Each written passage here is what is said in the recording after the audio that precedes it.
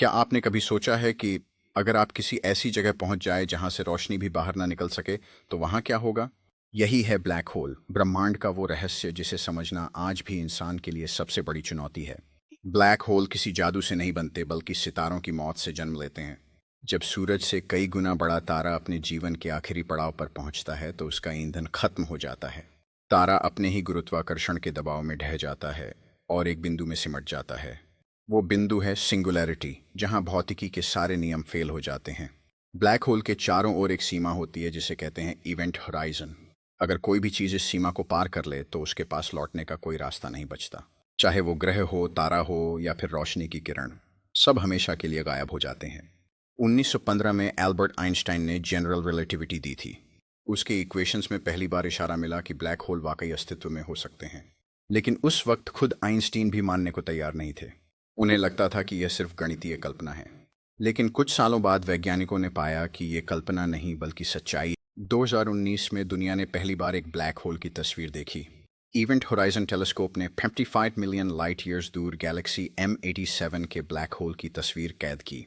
वो तस्वीर धुंधली थी, लेकिन उसमें एक चमकती हुई रिंग और बीच में अंधेरा दिख रहा था। वो अंधेरा ही ब्लैक होल था। ये विज्ञान की सबसे बड़ी जीतों में से एक थी। ब्लैक होल अलग अलग आकार के होते हैं। स्टेलर ब्लैक होल्स बड़े सितारों की मौत से बनते हैं। सुपर मैसिव ब्लैक होल्स करोड़ों अरबों सूरज जितने भारी गैलेक्सियों के केंद्र में मौजूद।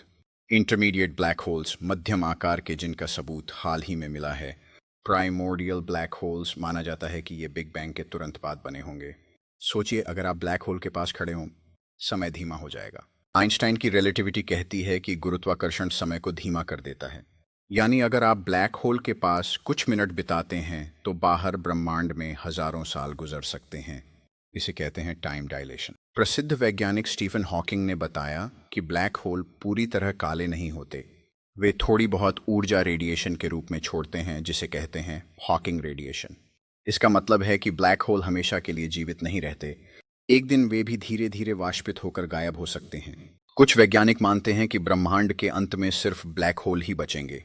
अरबों खरबों सालों बाद जब सारे तारे बुझ जाएंगे, सारी गैलेक्सियां टूट जाएंगी, तब सिर्फ ब्लैक होल रहेंगे और धीरे धीरे वे भी वाष्पित होकर गायब हो जाएंगे। यानी ब्रह्मांड का अंत एक अंधेरे और खामोश सन्नाटे में होगा। आज इंसान ब्लैक होल को सिर्फ दूर से देख सकता है, लेकिन सोचिए, अगर एक दिन हम ब्लैक होल के अंदर जाने की तकनीक बना लें, क्या हमें वहां किसी दूसरे ब्रह्मांड का दरवाजा मिलेगा? क्या ब्लैक होल वर्म होल बन सकते हैं, यानी टाइम ट्रैवल का रास्ता? अभी ये सवाल अनुत्तरित हैं, लेकिन यही तो विज्ञान की खूबसूरती है। इस अद्भुत ब्रह्मांड में हमारे सामने अनगिनत प्रश्न हैं जिन्हें सुलझाना अभी बाकी है। सिर्फ विज्ञान ही नहीं बल्कि मानवता के लिए भी यह खोजें महत्वपूर्ण हैं। इस खोज में सामूहिक प्रयास और सहयोग की आवश्यकता। ब्लैक होल हमें सिखाते हैं कि ब्रह्मांड कितना रहस्यमयी है। हम जितना जानते हैं उससे कहीं ज्यादा अभी अंधेरे में छुपा है। ब्लैक होल सिर्फ डराने वाले नहीं हैं, बल्कि ये हमें हमारी जिज्ञासा और सीखने की क्षमता की याद दिलाते हैं। तो अगली बार जब आप रात के आसमान में तारों को देखें, तो याद रखिए, कहीं ना कहीं उन तारों की मौत से जन्मा कोई ब्लैक होल भी आपको चुपचाप देख रहा है। हर एक ब्लैक होल एक रहस्य है, एक अदृश्य ताकत जो ब्रह्मांड को आकार देती है। इन अदृश्य वस्तुओं के अलावा वैज्ञानिकों का मानना है कि वे समय और स्थान के नियमों को भी चुनौती देती हैं।